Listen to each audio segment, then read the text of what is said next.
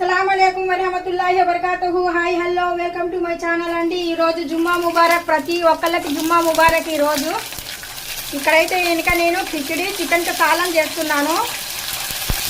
సరిపోయినట్టుగా నేను అల్లం వెల్లుల్లి పేస్ట్ చేశానండి. బగార్లో ప్యాజ్ బగార్ అబ్దుల్, ఇక్కడ పుదీనా, కసూరి మేథి, దాల్చిన చెక్క, లవంగాలు, మిర్చి, క్యారెట్ తురుము. మనం వేయవలసింది పసుపు. కిచిడి అంటే కొద్దిగా పసుపు అనేది యాడ్ చేయాల్సిందే. చికెన్ అయితే పెట్టేసాను, నేను ఆల్రెడీ బగార్ చేశాను. ఆ తర్వాత ఇందులో కొద్దిగా పసుపు అనేది యాడ్ చేస్తున్నాను. సరిపోయినట్టుగా కొద్దిగా ఉప్పు అనేది వేస్తున్నాను. మిర్చి,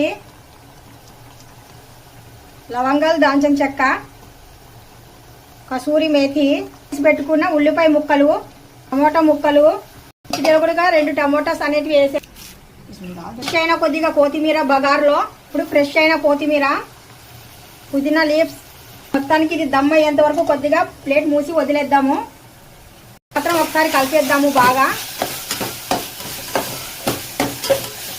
బగార్లో వాటర్ అనేది కంపల్సరీ, కిచిడి చేస్తున్నాం కదా, అందుకు సరిపోయినట్టుగా వాటరు. బగార్లో కొద్దిగా ఉప్పు కూడా ఇవ్వాలి.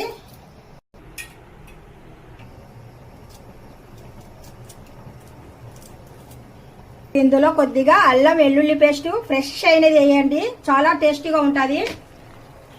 Kashmiri red chilli powder, garam masala, ఇక్కడ కిచిడి మసాలా.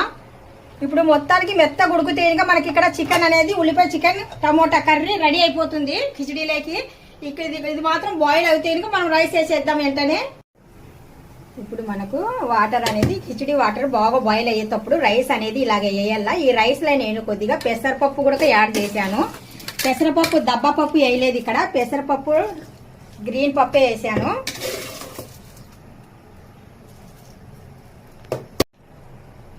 చివర్లో ఇప్పుడు కొద్దిగా నిమ్మ జ్యూస్ కూడా ఇలాగే వేయాలి. అప్పుడైతే ఇంకా మనకు కిచిడి చాలా టేస్టీగా ఉంటుంది. గరమా గరం కిచిడి రెడీ అయిపోయింది. గరమా గరం చికెన్ కర్రీ కూడా రెడీ అయిపోయింది.